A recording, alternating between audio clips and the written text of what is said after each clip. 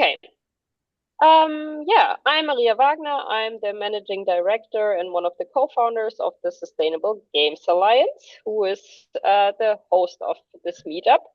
And we are a nonprofit cooperative of different game studios all over the world. And we have the goal to make games the most sustainable form of entertainment. That's why we gather best practices from around the industry and share this knowledge. And we also organize meetups like this for developers. We also released the first global sustainability game standard this year, which you can check out. So if you want to attend other meetups like this, just visit our website or LinkedIn or our Discord channel. So today I'm really, really happy that we have this expert discussion on the topic of energy efficiency and player experience. I'm really happy that Ari joined, and of course also Hauke and Jyrki. And with no further ado, I would give the word to Ari. Thank you. Thank you so much, Maria. Yeah, this topic is it hits quite well on what I do at my job at Epic Games as a technical developer relations kind of like engineer. We try to, of course, get games that are made in Unreal performing well. So being here just makes a lot of sense because you can basically kill two birds in one stone with having well optimized games, both with player experience and energy efficiency. And yeah, that's the topic. Like I mentioned, we're going to be talking today about energy efficiency and player experience. And on that topic, we actually also have another meetup. The SDA has another meetup this Thursday, so in 2 days, on the 4th of December, on optimizing game performance on strategies that scale. So, Maria, maybe you can put the link in the chat. So I recommend anyone who wants to go check that out, register right now. It's free. And then the presentation will also be put online on the website of SDA. I would like to start by just us speakers introducing ourselves. So my name is Ari Arnbjörnsson and I work at Epic Games, like I mentioned. And a lot of the things I do is basically teaching developers to better optimize their games, whether that's through presentations or even actually looking at captures from our customers that are that we want to make sure that the games are running well. So player experience is definitely my main goal, although energy efficiency also kind of can touch on that, especially when you go more into mobile devices and handheld. I put all of my presentations on my website, ari.games. So if you want to learn about optimization in Unreal specifically, then I recommend you check it out, ari.games. And that's basically how energy efficiency touches on my work and what energy efficiency player experience means to me. And I think that would be a good topic for us to have as we introduce ourselves. So next I want to introduce Jyrki Coertjens, who's a lead technical artist at Nitro Games. So please, can you tell us about who you are, why you're here, and what does energy efficiency and player experience mean to you? Sure. So hello, everyone. I'm Jyrki Coertjens, lead technical artist at Nitro Games. So at Nitro, my main responsibility is art implementation, profiling, and optimization, and mostly focusing on bridging the gap between visual quality and efficient rendering on mobile devices. Now, why this topic matters so much to me and energy efficiency in general is that as games become more demanding, energy consumption and performance have become increasingly important as a result. Because optimizing graphics and overall performance not only improves the player experience, but it also reduces energy usage, which then both affects the battery life and the hardware of the phone. And as a result, it also extends player sessions because less energy usage means longer battery life, more time for people to actually play the games. Now, why this also matters from a environmental point of view is that with excessive charging of the phone, the battery will degrade faster because of the extra heat generation and just the process of charging your battery. It wears the device down. And all this wear and tear on the mobile phone can lead to a lot of electronic waste as a result. As part of my preparation for this talk, I actually looked up number that kind of shocked me. But basically every year about 5 billion phones get replaced. They get discarded because they're no longer usable. So just moving that needle a little bit is tons of ecological waste that basically can get reduced or be, compensated for. So this is why the topic of energy efficiency is so important to me.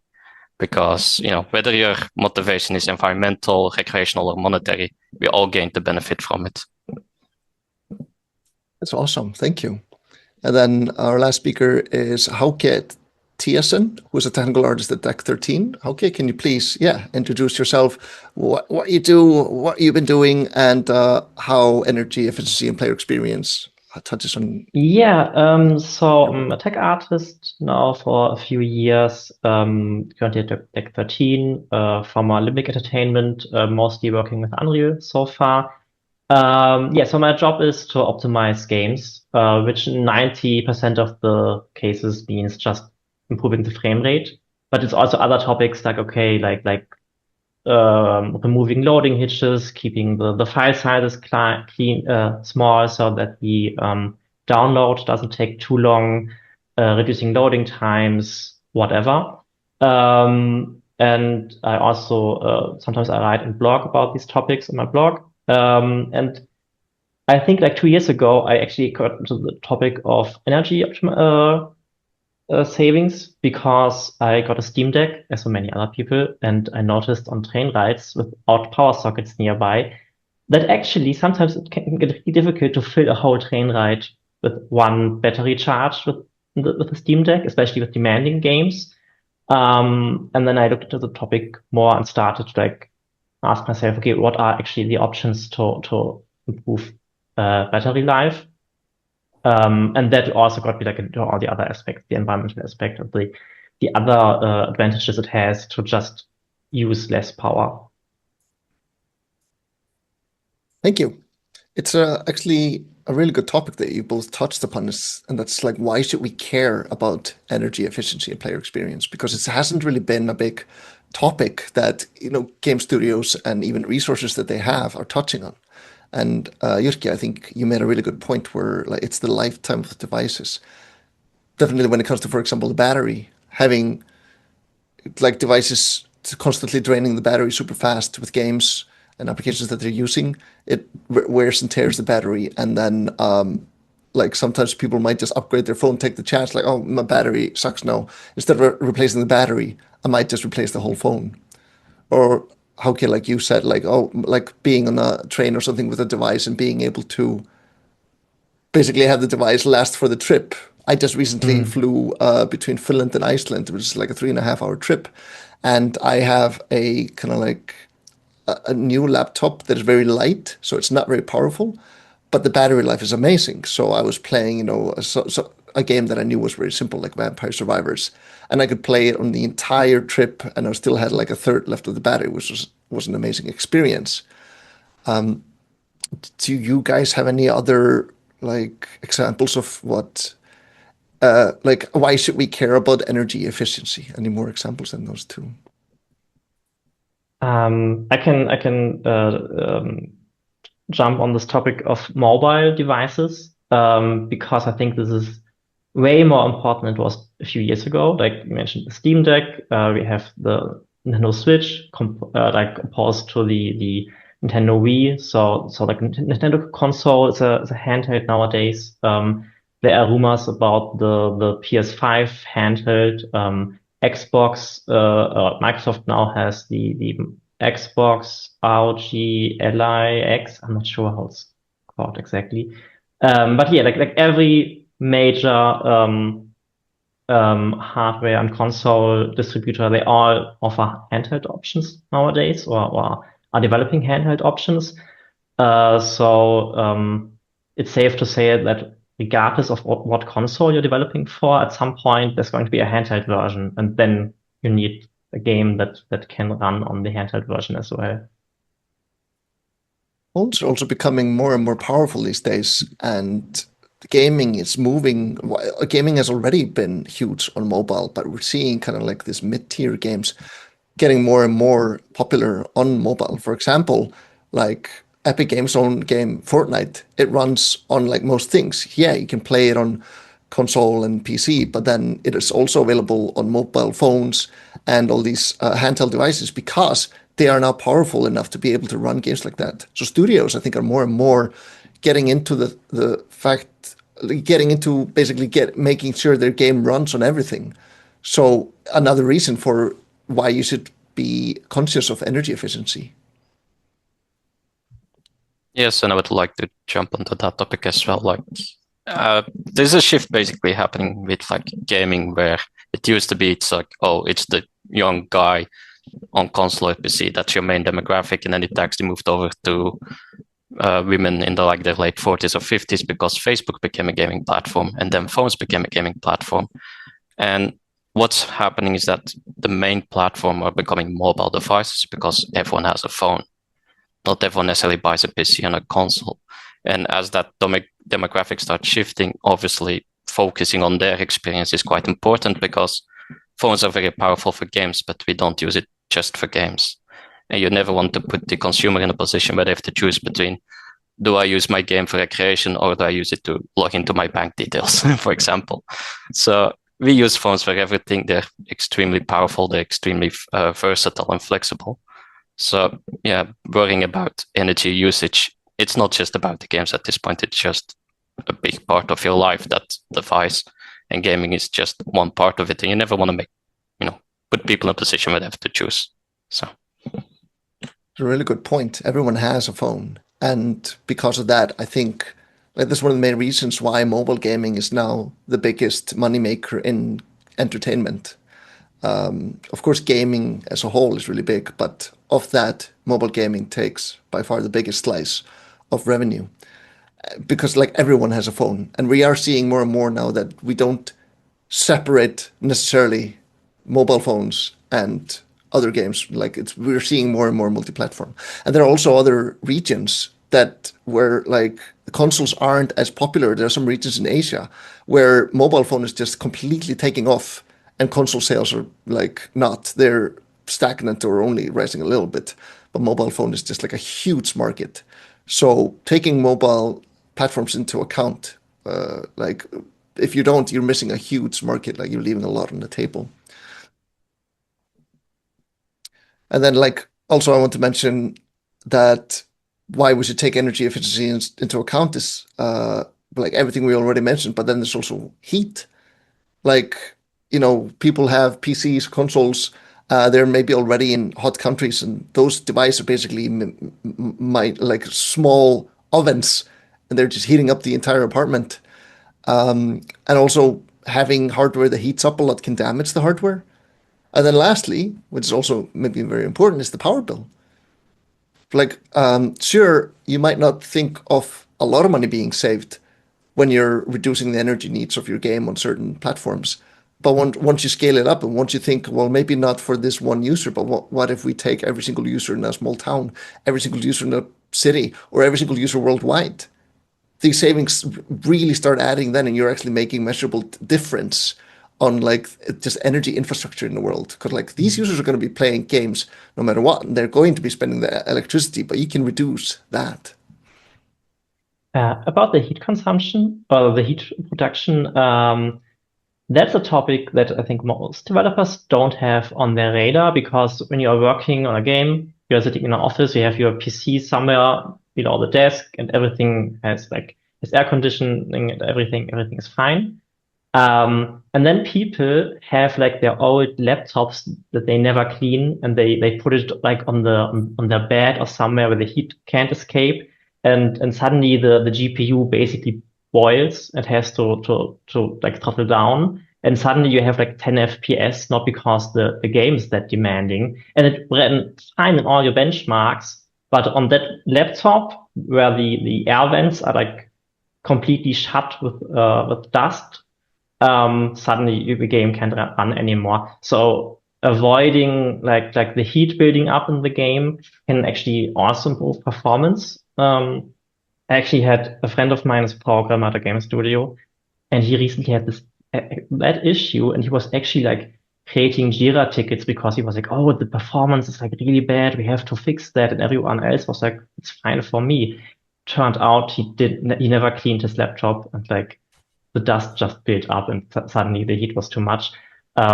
So like there are a lot of real world examples that we don't have on our radar sometimes as developers, and there like heat becomes a performance topic suddenly. Kind of interesting that you mentioned heat, because like one aspect also is, like you mentioned, like being like actually affecting the player experience now. If you're putting a laptop or something on your lap, or even maybe you're playing it in bed and the duvet is blocking the input, having the game become too hot, it's like, yeah, it's gonna start thermal throttling, because like now the motherboard is just gonna say like, oh, it's too hot and the fan isn't taking care of it. Let's just like slow everything down, down clock the CPU, GPU. But also, like, once it starts affecting player experience, they're not going to want to play your game anymore. And if you're working on a game where like the player engagement really matters to you, like for example, live service games or free to play games, like this can really hit your bottom line. It was actually like a funny story on our side at some point where we were making a game. It was originally a PC game that had to be ported to mobile, so lots of optimization had to happen. And heat wasn't part of the discussion until our QA guys basically started complaining about it. It's like, how is the performance? It's like, performance is acceptable, but we can't play for more than 15 minutes. Please do something about it. And, you know, that was like the first time it was properly on our radar of like, okay, this is actually something we need to take serious, because it's not enough to, you know, hit your target. You also need to be able to sustain it at a acceptable heat or temperature for prolonged periods of at a time. So yeah, I think for PC developers, this is really a new experience, because on PC games, you usually only care about the bottlenecks when optimizing. So you profile your game, and then you see, oh, this is like a spike here and a spike there, and you need to fix these spikes. But like in the menus, or like when the game is paused, you don't care if you're like wasting energy, or if you're doing things you don't have to do. So even if your main menu is like super unoptimized and only can run like at 30 frames because you're rendering the world in the background that no one can see. Like the classic optimization phase for PC games, that's like no one cares, because like it's all about the minimum frame rate. And as long as that is not changed, no one cares. And that is not the case with heat, because heat builds up, heat stays in the case. So if like you had a super unoptimized game like in the first 30 seconds on startup, then that will affect the performance in the minutes to come. And that's a mindset or something to be aware of that I think many people don't really think about. I haven't even thought about it like that, as like, you know, something that kind of lingers. Like you have a scene in the game where like it heats up the device, and now you basically have this bank of heat collected. It's going to take a while for it to reduce, if it even will, and then it will bite you in the butt later on.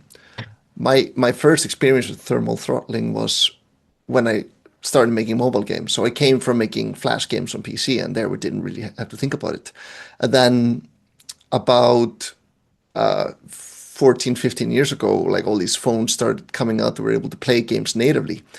And they, like at some point, you know, the iPhone came out and they're like, you can play a game like this at like 100%, but it was a bit underpowered compared to what you could do, but that was so that it could use the passive cooling solution.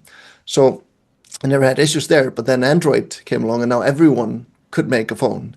And then hardware manufacturers started competing for features. They're like, look, we are like twice as powerful as, you know, this phone or that phone or the iPhone or something like that. And they were all competing with each other about having the bigger and bigger GPU and CPU in their phones.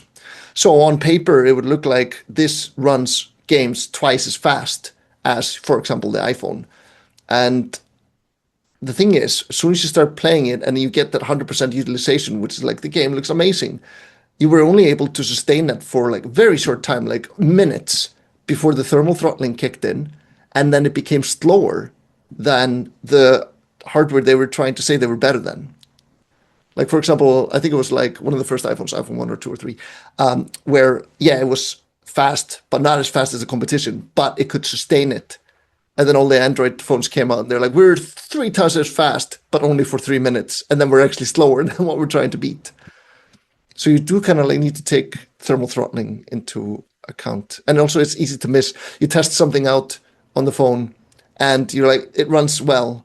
And then you're not testing it for like 15, 20 minutes. And then QA comes to you and says, like, I tried playing this for 20 minutes and now it starts throttling and suddenly the frame rate is horrendous. So it's just something that people maybe might not think about when they're first starting with making kind of like these more demanding games on mobile or even handheld. Nowadays, the handheld sets, they have active fans, like laptops do. The Steam Deck does, it has a tiny fan, which it just needs. And even like, other handhelds. You're muted. Thanks. And then you have the same problem because with gaming laptops, suddenly it's like, oh, can we run this game at 60 FPS or 120 FPS? And then you get these gaming laptops that are like this thick, and they have like these fans that sound like a plane taking off, and it like burns your lap if you have it on your lap, and it can like run like Cyberpunk 2077 at like 120 frames for a short amount of time. And then you have like this fan noise, and everything is hot. And after 10 minutes, like battery is like already like down. Yeah, it's really all about these benchmark numbers, but it's not really usable that much in real-time scenarios.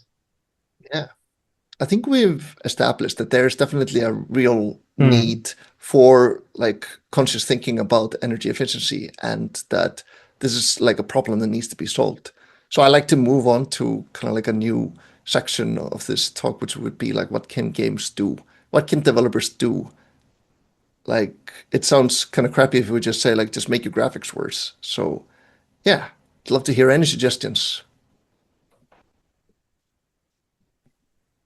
I think kind of like informing your users is like a good way to go as well. Because something that actually started happening more and more nowadays is that, oh, we don't just give you all the graphics settings. We actually give you like visual examples and some numbers on what it actually does. Like, it will look like this, but it will take more CPU or RAM or GPU or whatever. I think if we start also adding numbers like this is how much power it uses, then players might even make choices that's not just about, oh, I'm going to push this to the max because I like big numbers, but I might actually reduce the numbers because I might not care about the wattage on its own, but I might care about my electricity bill at the end of the month. Because again, it's not just a case of like, oh, we care about this topic. I think everyone can benefit from it, and approaching it from that angle, just getting everyone on board on like, hey, these things, they look nice. They have a certain impact. Here's the information. And then people might make that jump altogether, or like make that jump on their own. Actually, Call of Duty had an interesting study on the Microsoft website where they introduced eco mode at some point, and they just enable it by default. You can disable it if you want, but about 90 to 75%, depending on consoles or PC, stuck with eco mode. They were happy with it, and they actually liked the savings that they were doing for whatever their reason might be, whether it's, they actually care, or if it's the money, or just because it didn't affect them whatsoever. 90% were fine with it. So just giving the people the options and the info is like enough sometimes. I feel like maybe I'm cynical, but my working assumption would always be that like 90% of players don't even open the options or don't care about the settings. Like, that's always my working assumption when I work on settings. Like, okay, what is the default? Does the default work fine? Because the assumption to me is always, okay, there are people out there who don't know what VSync is, who don't know what upsampling is, or how like a frame lock affects them, or how input lag works. They don't know anything about that. They are just glad the game just starts and runs and works fine, and everything else is like, okay, I don't care. So yeah, as you said, the default is like the eco mode. And I think this is really important that the default mode already like works, because like relying on players to make these decisions and to make these adjustments and to have the responsibility to do that. It's probably like I feel sometimes unfair to the user. It's a nice topic though, like giving the player the basically power to kind of like adjust their power. We had a chat message from Mikael Paananen who said that you could also look at it from another angle, for example, showing the players how much power you've saved when they played with lower or more optimized settings. I think it would also make sense to do it in advance. Like in the settings, we often have like a little benchmark, or like it will have the menu on top of the game so you can see exactly the frame rate. Even being able to have like a basic indicator of power draw, just a word that says like current power draw from the settings is low, medium, or high. It'll already make a difference for players that are not playing on a wired mode, that are playing on battery mode. I haven't seen that before, so that would be cool. That's very true, because I really started looking into like, okay, what settings do affect the power usage when I had my Steam Deck, and like in the Steam Deck in the overlay, you can like enable a frame rate limit, like 30 FPS or even 15 FPS, and you can change like maximum power consumption, and it can tell you what it thinks, how long the power is going to last at the current settings. And suddenly you find yourself optimizing like, oh, if I change this setting, then it tells me I have like 40 minutes left. But now I changed the setting, and now it tells me, oh, I have 50 minutes left. And then suddenly you know exactly how the settings affect that. And that feedback, just getting these numbers and seeing how it can affect these numbers, super, super interesting and super helpful. Yeah. I think usually when I talk about these, like what can games do, what can game developers do for power settings, I usually don't think about what can the user do, or allowing the user to do something. Like being able, for example, to have a setting just named power saver instead of like low, medium, high. It's like, hey, this is the power saver. Like we'll force the frame rate to 30 because you probably care more about playing for longer than having 60 frames per second or whatever your device supports. That's actually what we've been doing on mobile for the longest time, because it was a more casual audience. And as Hauke pointed out, most users might not care about the graphics settings menu at that point. So the only graphics setting there was for mobile on the longest time was a battery saver mode. It's literally what that was called. And it did like reduce frame rates, maybe disable shadows, whatever it was for your game. All of it was just bundled under one setting called battery saver mode. And I really like the name also, because it's like, it's not saying you're going to get worse experience because it's called low visual fidelity mode. It's called battery saver mode. Like this has its pros, instead of having all the cons listed. Yeah, and funnily enough, even if it then looks objectively worse, people are like, well, yeah, but I'm doing it to save the battery. That's the only reason I press this button. So funnily enough, if you just phrase it differently, people are on board with it without a problem. I would love to see like numbers on like how many players actually on purpose choose the battery saver mode. I think it was really interesting, Hauke, what you said about like, what was it, 70 to 90% of players not turning off the eco mode. I think that wasn't me, that was Jyrki. Sorry, that was Jyrki, yeah. I don't have the percentages with me. I'm not that. Oh, yeah. Yeah, Jyrki, you mentioned it was on the Microsoft website. Sorry. Yes, it was one of the case studies on the Microsoft website in regards to, energy consumption and like energy savings. Yeah, so that's fascinating because, why should people care? Because obviously the user seems to care or not care enough to turn it off. Exactly, yeah. Yeah. So that's what the user can do. But as developers, there's probably a lot of things we can do also where the user doesn't even have to think about it, where it doesn't even affect their experience. And like one thing that comes to mind is like, success of the game, maybe where it doesn't even make a difference. I would start small and just start with pointing out that your first step should like to get a power consumption meter, because with PCs usually you don't have a way to measure your power consumption, and you can basically just like order something like this. This was like €8, so it's like nothing. Like that's not a serious amount of money in any way, and just plugging this in between your device, your PC, and the power socket, and then seeing the numbers change as you change settings. That's the first step. And before you have that, I think everything is like theoretical. You can say, oh yeah, I guess lower frame rate is going to change the power consumption, but we don't know. So yeah, measuring power consumption is something that I think many people don't do, and it's really easy to do. So yeah, that's like the first step. I like the concept of measuring because the same applies for optimizing.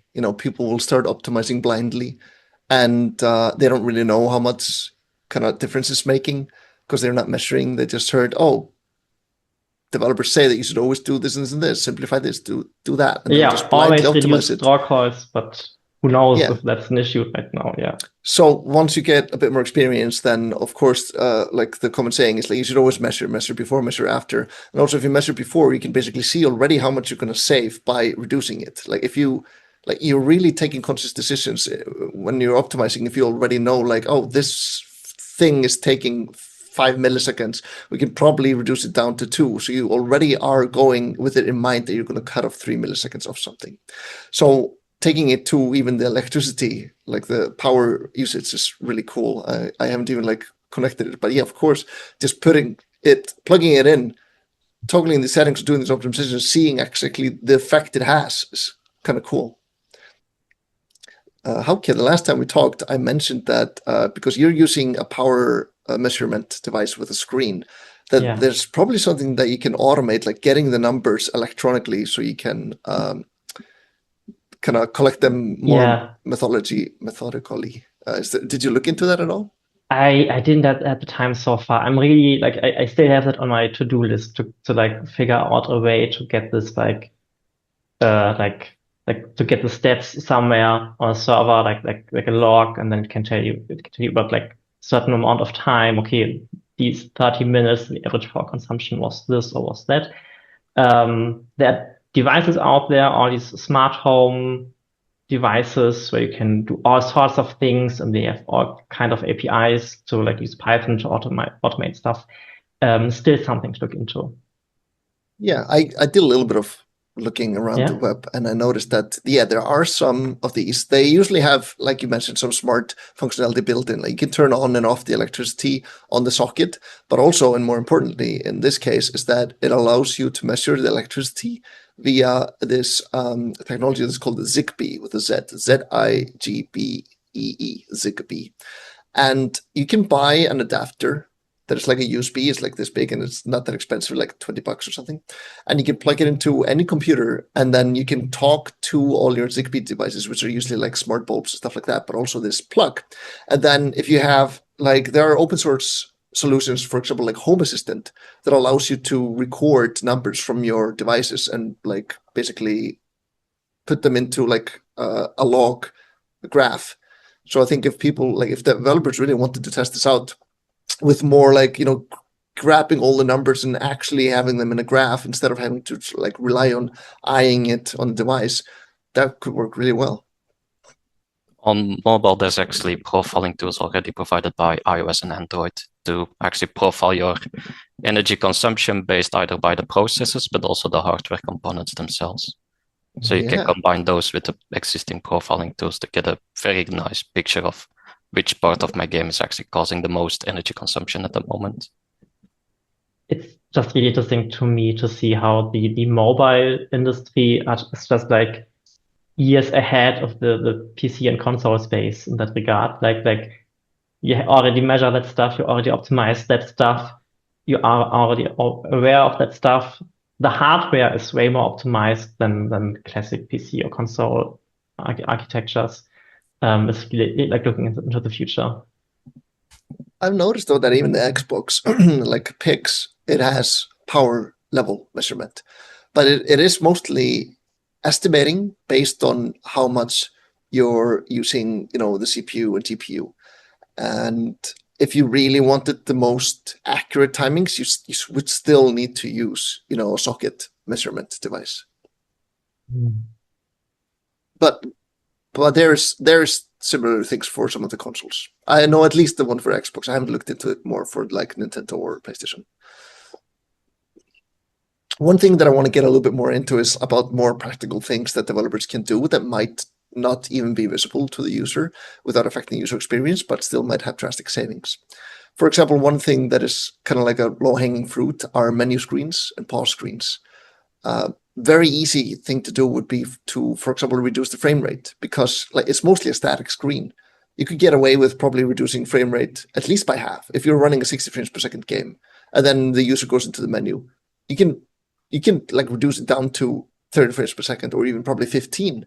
And then if you have any transitions or something where it needs to look smooth, you can like ramp up the speed only during those transitions and then like ramp it down again. And also you can ramp down the resolution during menus. And also like probably even just stop rendering things that you can't even see. Like in game engines, you always have the whole world rendering by default, both in Unreal and Unity. And then if you go into a full screen menu, like at least in Unreal, I know that there's a setting just called set world rendering. You can just turn it off. And then like, for example, a full screen map, you don't need to be rendering everything below.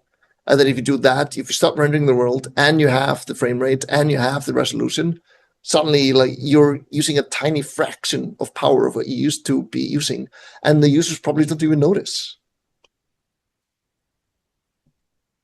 Yeah, and I think this is the tech artist in me. I'm very like I like fun things to play with, and menus are exactly that, because you have so many options to reduce stuff. Like you mentioned, disabling world rendering, but also like a very common trend around UIs are these glass UIs that are just that have this blurred background, and there you don't have to disable world rendering. You can just reduce the resolution because it's blurred anyway. You don't have to render a frame in 4K if it's then going to be blurred anyway. So you can just like reduce the screen percentage to like 10%. That's still enough.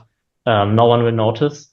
And there are like that. I think there are a lot of options depending on the UI style of the game.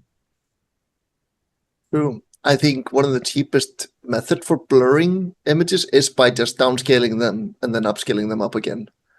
There you go, blur, and just use the like trilinear filtering, and then it just blurs it for you. So that's a really good advice. Also, yeah, you want blur, 10% rendering resolution is still running there. And I even heard of games that, especially like because you can pause the game when going into the menu, they don't even have to run the game code. And then like, but if you still want to show some background, like just keep the last frame. You can probably even take a screenshot, because you still want the UI to render, so you can take a screenshot and put it into the UI. That's something I've done in like mobile games, because I didn't want to render everything. Just took a screenshot, put it in a render target, scaled it up, and now you don't have to render the game, but it's still like kind of like there in the background. Even something simple like screen darkening can like save to 10 to 40% on energy, especially on mobile devices where the screen brightness is like more flexible. Users brighten or darken their screens depending on their environment. So if you have a screen brightness that's already at 50%, just darkening the screen a bit more, even if you just fake it with the black overlay, it can drop the power by 40% at that point, which is quite impressive.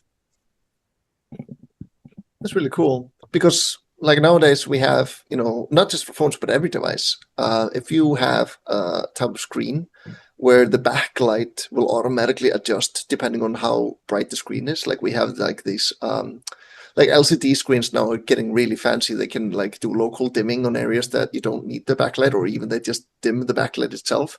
Having a darker screen will save you power, but this is probably going to affect directly and most clearly OLED screens, where the diodes are self-light emitting, because they're like, you're literally paying just for how bright it is. Like you don't have backlighting that you're covering, you're just literally like showing lights. And then dimming the screen, like using dark UI instead of light UI, immediate savings across your entire game. I want to also kind of elaborate more on the dimming, like where else can we utilize this dimming? Because sure, having just a dimmer game in general, horror games are great for that. But for example, if we know that the user hasn't been playing the game for a while, like we can say, like if they've put on the pause screen, we can put quite an aggressive kind of like input detection. Like if the user hasn't given you any input, we can probably assume that the user has gone and done something. They paused the game and we haven't received anything. Okay, the user's probably away. You can like decrease the frame rate even more, down to probably 1 frame per second, and then just wait for any input to be received. and then ramp it up as soon as you like. It does mean that for the first input, when the user's back, sure, there could be like worst case up to 1 second delay, but like they just got back, who cares? And you can dim the screen like more aggressively if you've decided that the user isn't there. We do that, I think. Actually, like I've noticed my TV does that. If I'm playing a game and then I'm looking at a map or something and I'm still there, but I'm kind of like just looking, I'll see that like the screen really slowly starts dimming. This is my LG OLED TV that does that. I think it's to prevent burn-in, or it might be a power saving feature also, like 2-in-1.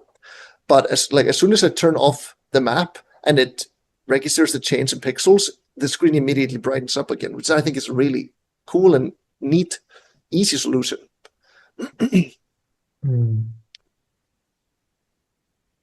One thing I noticed that we've done in Fortnite, even like on this idle detection, is that once the player has been away for like 7-8 minutes, I think it was less than 10, or maybe let's even say 10 minutes, we'll just automatically go into a power saver mode. We'll say like, hey, like usually consoles do this, but if the console has been set to too long, or even if they're playing it on a platform that doesn't have auto power down mode, Fortnite will say, you haven't done anything in like 5 minutes. We're gonna show a progress bar. It will go into power saving mode in like 1 minute and just do anything to cancel this. And then it will go into this menu where it's just like nothing. There's just like one button that says press OK to resume. Yeah, that's probably the most effective way in the except for like disabling the screen or something. Yeah. And it can even be a service feature, because I think we all had this situation at least once where you like don't pause your game and you go to the kitchen to get a snack and then you go back and you are dead because the game wasn't paused. So they can even like again like make the game kind of better. Yeah, that will depend on the game, of course. Like in Fortnite, you're usually playing in multiplayer. So during the game, we don't do this. Like the rounds are not that long, and you don't want the multiplayer to start suddenly going into power saving mode. But we do this when you're in the menu. And actually, most of the time in Fortnite is spent in the menu. Like it's probably around half or at least more. I'm guessing, I don't know the actual numbers. But let's just say a significant amount of time that users spent in Fortnite is spent not actively in a match. So we aggressively optimize that time when you're not in a match, and that makes the game very auto. Like when they're in the main menu, you know, we can be quite liberal with the screen resolution scaling and the frame rate, and being more aggressive when we don't receive any input.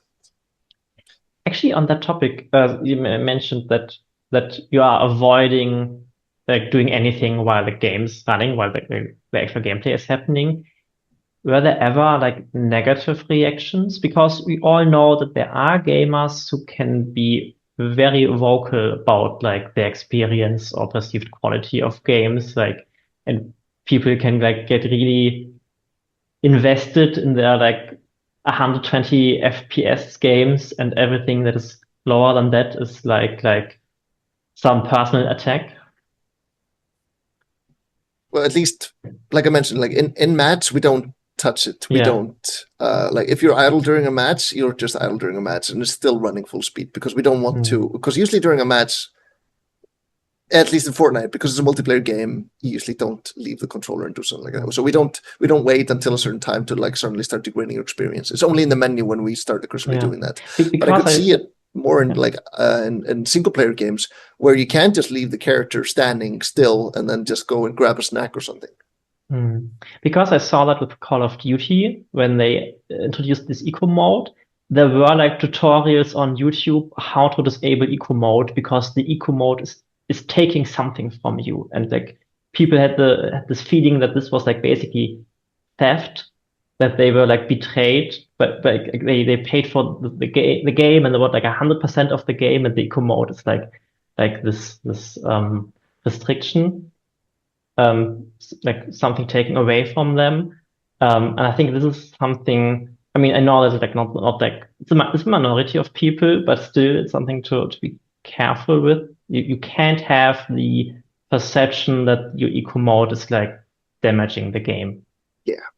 This is probably why we don't touch the in-game settings. We let the user completely control whether they want the frame rate to be limited or not. But there's one thing that we did though do, and that is in Fortnite we have this thing called dynamic resolution scaling. So usually the CPU is quite set, but with the dynamic world, like you can't really always choose what the player is looking at. There may be like there are lots of explosions happening, and then the GPU becomes a little slower. We don't want it to affect the frame rate. So in Unreal Engine, there's this feature called dynamic resolution scaling, where if the GPU time only is taking more time, an easy win is just to lower at render at a lower resolution and scale it up, and then suddenly like you get more consistent frame rate. Most often games will allow you to turn it off if you don't want it, but it's usually better to keep it on, because like then you don't get those stutters just based on what you're seeing. And one thing that we added to Unreal and Fortnite is we called it headroom. So we have a targeted GPU headroom percentage value, and we defaulted to 10. So basically, we try to make it so that the GPU is spending 10% of its time not doing anything. And usually for mobile devices, handheld devices, that allows the device a little time to like cool itself down. And then to meet this target, we will like scale down the resolution so that you have this headspace. And this is something developers can take advantage of. They can, for example, either like allow the user to kind of like adjust it, whether they want to call it battery saving mode or something like that. Or they can just figure out if the user is playing on battery. There's like most platforms allow you to query whether you're running on battery or not. Like Windows has an API for doing it. Like mobile devices, you can probably just assume that it's doing it. And Unreal already abstracts this away for you. So this is a single variable you can check, which is called like is running on battery. I can't remember the exact name of it, but you can both query it in C++ or in Blueprint. And then you can add this like headroom so that you increase their battery life.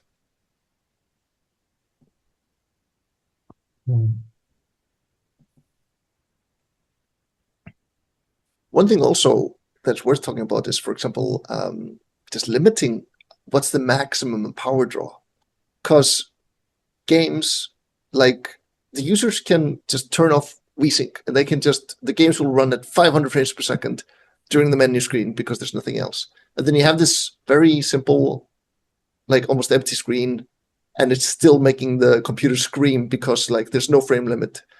So one thing that developers can do is just like have a default frame limit, like figure out either just turn on VSync, because that will automatically limit the frame rate to, the frame rate of the computer or device, whatever they're playing on, and it will also reduce tearing. There will be no tearing. Or have a maximum frame like that the user can toggle. Many games have that where it's like 30, 60, 90, 120, 240, and then just unlimited. And just by having like a sensible default like that will allow you to not make the game basically disregard all the optimizations you already did to make the frame rate quite high. I want to take the opportunity. There are games out there still being released right now without a frame rate limit, and that's not okay. My laptop has a screen that supports 240 hertz, and that's a number that like almost no game for me can reach. Like 240 hertz, I can play Half-Life, the first one, with that frame rate. But my modern games always linger around then like between 60 and 200 FPS, which is like wildly chaotic and doesn't feel smooth at all. But if the game only offers VSync, then the VSync is just like, okay, as long as it doesn't reach 240 FPS, I'm not doing anything. So yeah, the VSync alone, I would say, is really not enough. And ideally, there should even be different options for like gameplay and menus, or gameplay and non-interactive paths. Like maybe I'm fine with like cutscenes, and some games have a lot of cutscenes. I'm fine with cutscenes at 30, and I want my gameplay at 60, and stuff like that. Sometimes it can even be a creative decision. Like the director may want to go for a movie look and limit the frame rate of cutscenes to 24 frames per second just for, the Quentin Tarantino look or whatever. Yeah, like I recently played Ghost of Yotei, and the cutscenes are super filmic, and they have this Kurosawa flair to them, And there completely makes sense to limit the frame rate so that you have this cinematic look. And it's like sometimes it's just an excuse for low frame rates. I hate that, but sometimes it really makes sense. Another optimization opportunity would be like this doesn't apply to consoles, but on PC, there's a lot of things that can be happening. And also the user might even be doing something else where the game isn't even in focus. They might be alt tapping to a browser looking for guides or just be distracted. And like as soon as the game loses focus, that is a ripe opportunity for just like turning on all the limiters, like just go down to 1 frame per second and absolutely trash the resolution because like the user is doing something else. And then as soon as the app regains focus, you can turn it on again. And make it be an option because sometimes people maybe want to be able to do something else while the game is running. Like for example, it's a cutscene heavy game, but I think that's like an easy setting to add. Just like check if it's such a small thing to do. If the game doesn't have focus, limit the frame rate if the setting has forbid it. Yeah. Also something that's becoming more prominent with social features in games because everything has an online aspect. Even very single player driven games have like, events or cool moments you can share with friends. Just limiting like the data network in the background, doing certain moments. You don't necessarily need to keep sending out constant stream of information or get constant updates. If, as you said, if someone is away or they're just looking in the main menu, they might not care about their friend list being 10 seconds behind at that point, whether or not their friends are actually online. Small things like that. Yeah. I think there are even some games where like idle games, you basically have something happening. Like the user sets up a battle and then they have to wait a couple of minutes while the battle plays itself. I think that like using phones like the gyroscope or something like that, you can tell maybe if the user isn't even like holding the phone. You could probably tell. And yeah.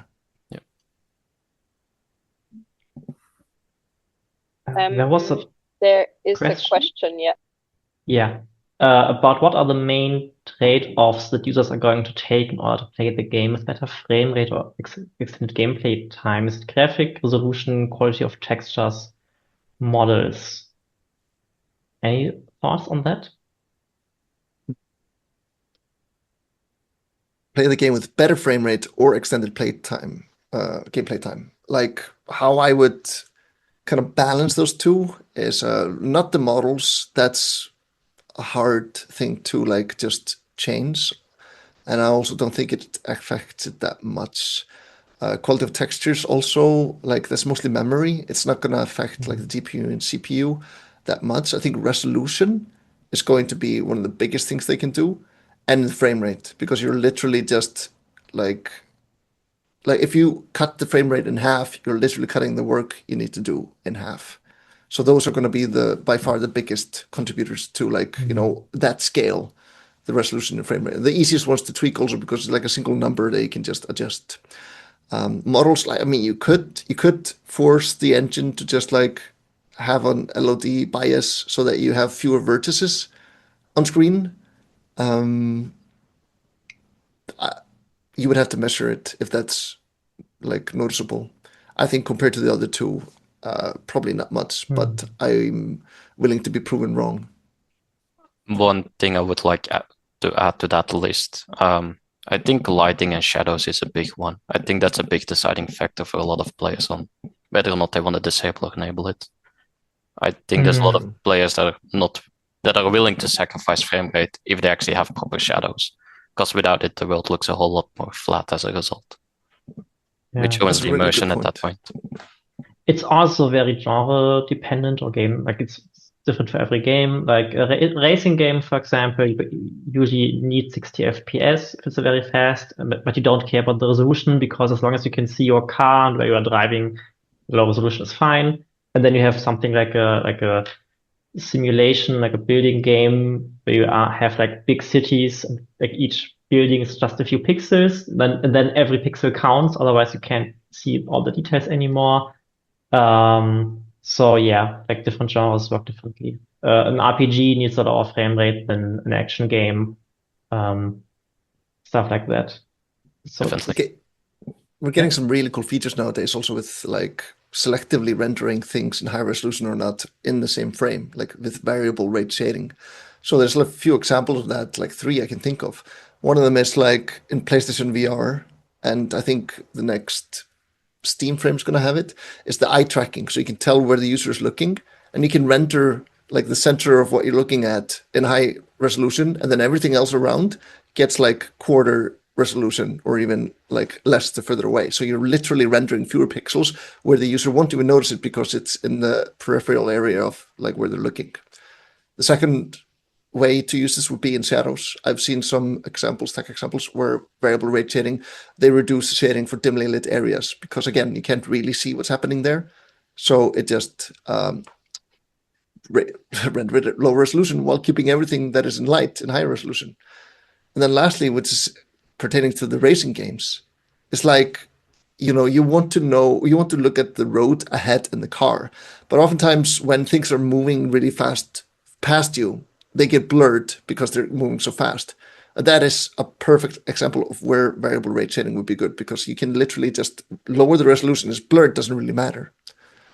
And yeah, that's like some new technology that is, I think, really cool and exciting for this kind of topics. yeah, I remember that. I think it was this. I forgot the name. A few years ago, where they basically had like different shading rates, and since it was also first-person shooter, they knew okay, people basically care about the area around the crosshair. So like you always look at the crosshair, so that needs to be sharp, and the edges of the screen no one cares. So in some genres, as in racing games, you like just okay, this part of the screen can just have a low resolution regardless of the game situation. Yeah.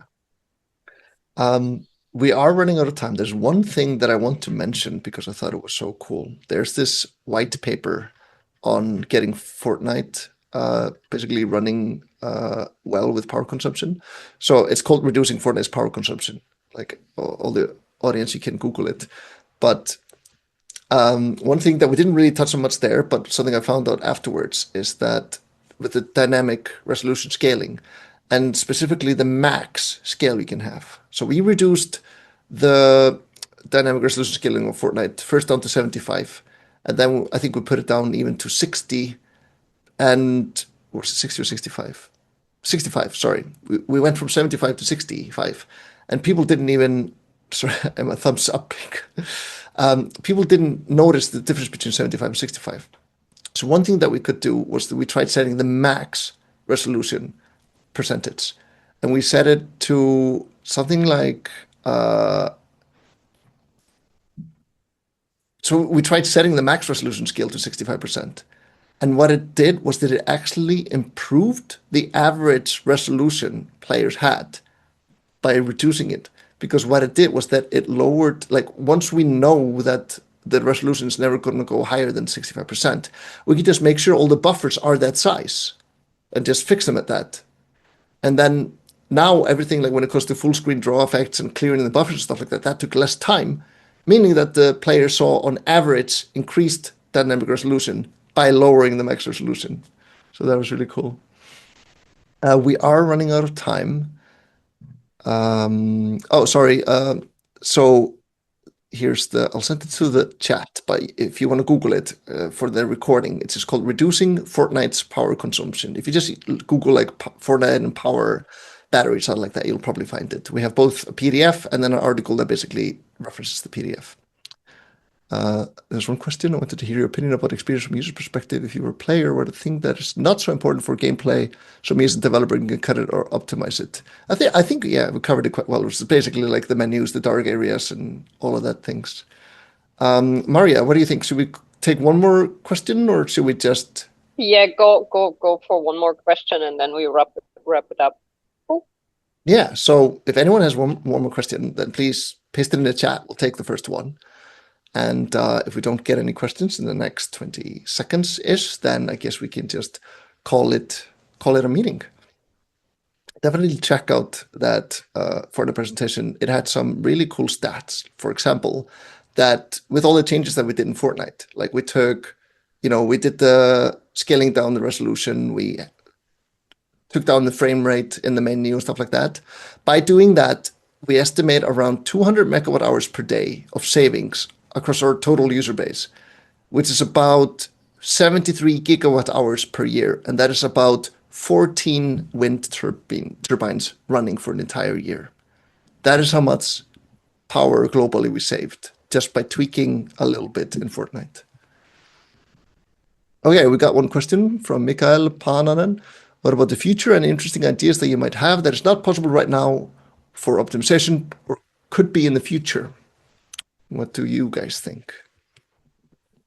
I have two in mind. So AMD was working on this, and it was the idea of lowering the resolution based on motion that's happening. So if I play the game and just stand still, it will lower the resolution. But the moment I stop moving, it will like increase it again.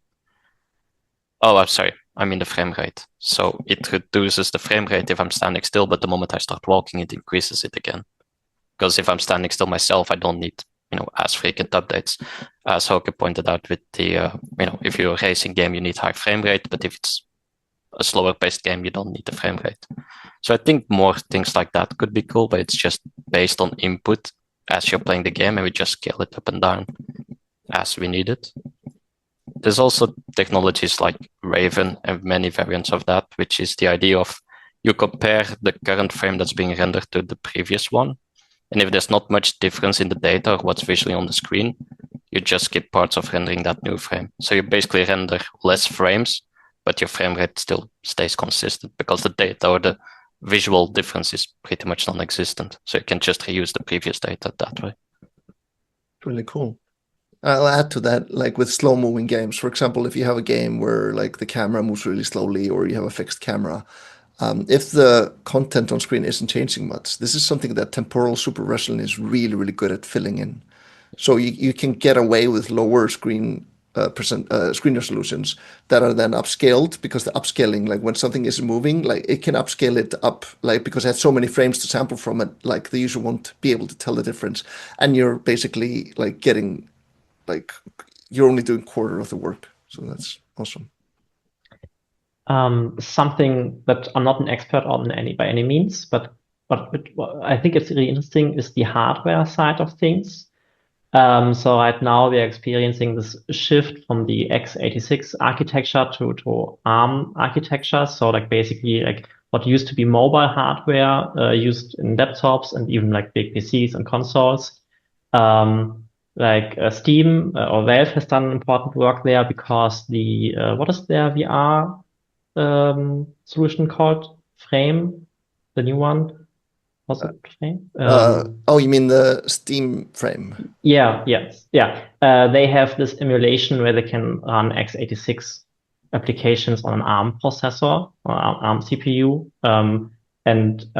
Like these are changes that I don't have any influence on that as a game developer, but I'm looking forward to it because it has like this really big impact potentially, and we just like develop games, and then suddenly the hardware uses way less energy.